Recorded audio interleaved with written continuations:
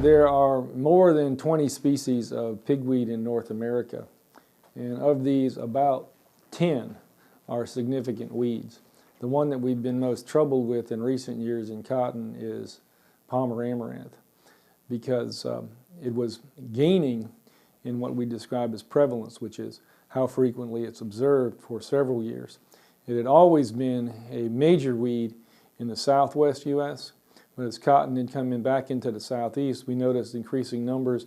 We thought perhaps some of it had come in pickers when there were relatively few pickers in the southeast and pickers were rented. We also saw an increase associated with conservation tillage because it's small seeded, which we'll discuss later. It's a significant fact in its biology. So it's been increasing for several years, but in 2004 we had the first reported case of resistance, and since then it's occurred in several other states in the southeast and now in the mid-south as well. Well, typically enough, when we have a troublesome weed, it will have several troublesome characteristics. It will typically have an aggressive growth habit.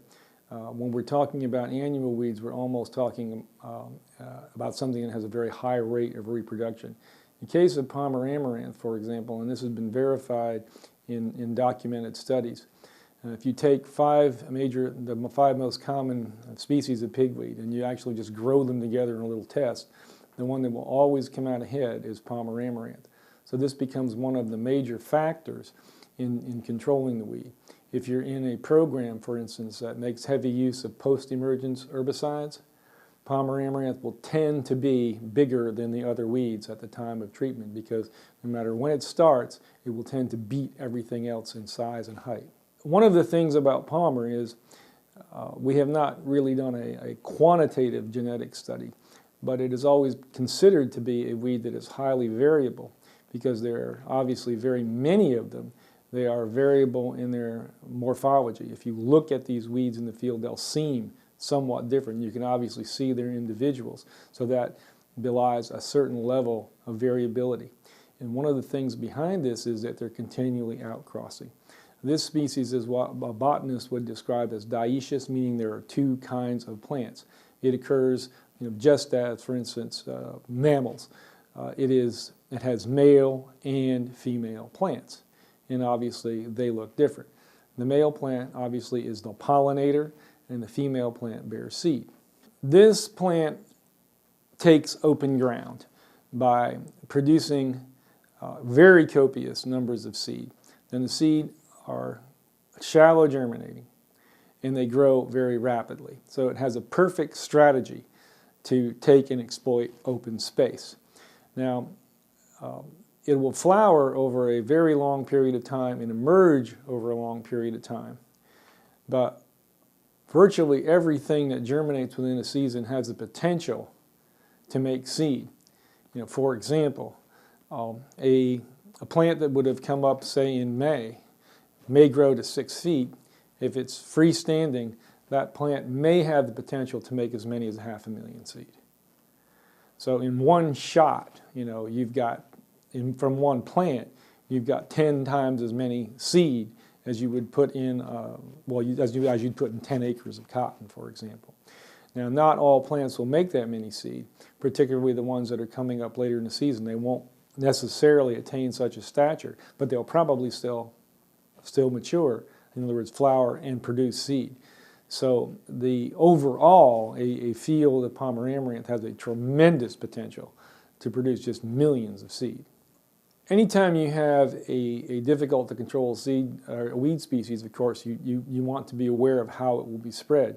And seed plants spread by seed. So in the case of Palmer, any normal operation, the movement of vehicles, light tillage, potentially animals moving through a field, potentially birds moving through a field, would move seed. Another thing that we've had, specifically research in the area, we can demonstrate that gin trash is a way to move seed. So people should be very aware, or as aware as possible, of if they're going to utilize gin trash, where it has come from, has it come from areas that they know had problems with resistance. Another particular problem with this, because it is an outcrossing species, is like corn, it is wind pollinated. Now, we've had real questions about how far the pollen goes. Theoretically, If you look at it simply as a particle, like a smoke particle, it can move a very long distance. But that doesn't necessarily mean that it's viable over that entire range. Very careful work done in Georgia will substantiate it, that it's possible to move fully resistant pollen at least 300 meters. I think that's probably very conservative. I believe that it's probably moving a whole lot farther than that, but we don't know how far. The longevity of the seed is a question that really needs to be critically addressed. There are studies with redroot pigweed, which is a closely related species with more northerly distribution, that suggests that the longevity is short, maybe as much, in other words, more than 90% of it in a 2-year period. Some work has been done in Arkansas suggesting that we may have a comparable period.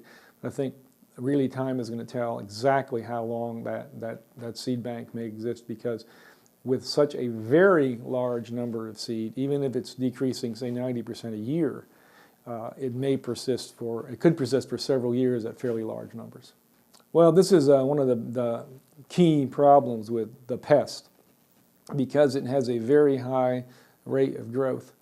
Most herbicide labels will advise that it be treated within the 3 to 4 leaf stage, and the rates are really calculated or calibrated to control plants of that size.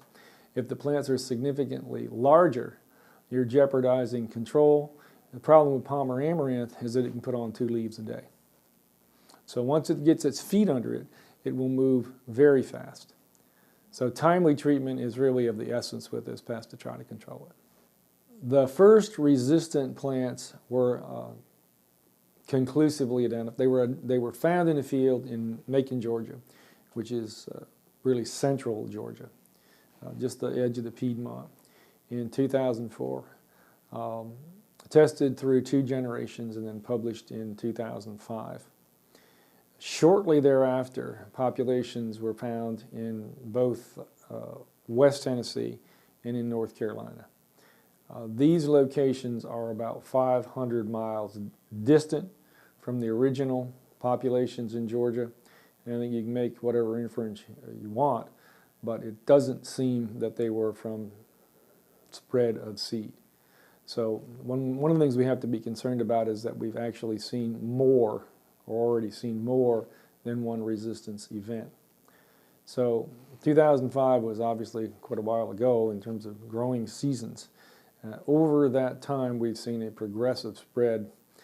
North Carolina is considered to be essentially infested. South Carolina, pretty much everything north of the lakes. Georgia, all of central Georgia, some of eastern Georgia, to an extent down into southwestern Georgia, although not all southwestern Georgia counties have been confirmed. There are at least 2 confirmed counties in East Alabama that are near Georgia. There are 2 confirmed counties in Mississippi. There's another large center. We think that most of West Tennessee, most of the counties, well, all of the counties in West Tennessee now have at least 1 population that's believed to be resistant, and it's extensively distributed in Arkansas as well. One of the issues is the problem of escapes. If you're in a situation where you know that control has failed, and there are obvious escape plants, well, those plants are all going to bear seed. And not only that, they're going to pollinate. They may pollinate, for instance, other plants in simply the fence row. They may pollinate your neighbor's field. As soon as possible, it would be to your advantage and everybody else's to remove those plants. So this is why, for example, with this pest, we have a situation that in some cases we thought we would not see again for a very long time, or maybe not see again, and that is we have chopping crews. So if you have a situation where you have obvious escapes due to resistance, and it's a matter of scattered escapes throughout the field, it is very much in your interest to chop those plants out and, if possible, remove them from the field as quickly as possible. In general, crop rotation is beneficial if you have a competitive crop or if you have a rotation of herbicides between years.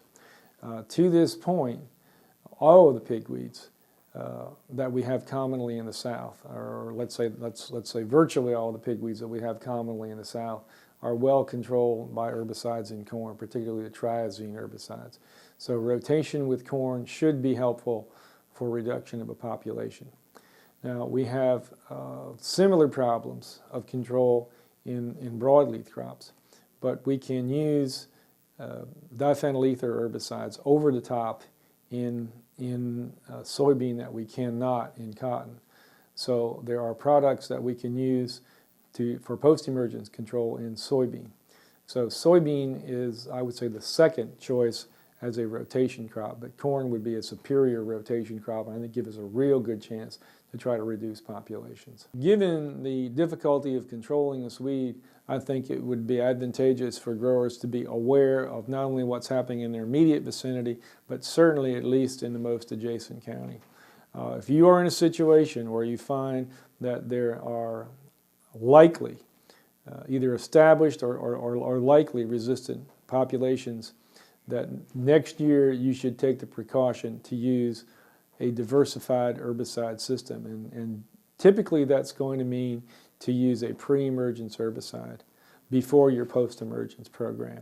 If you do that, you're going to be much better off than if, for example, you had not put down anything, came in and used the post-emergence and suddenly found that you were having a low rate of control. At that point, you could have so many escapes, and so many escapes that would be oversized for easy control, that you'd be in a very disadvantageous position. So the precaution of using a pre-emergence herbicide, even accepting that cost as a risk cost, I think would be advantageous.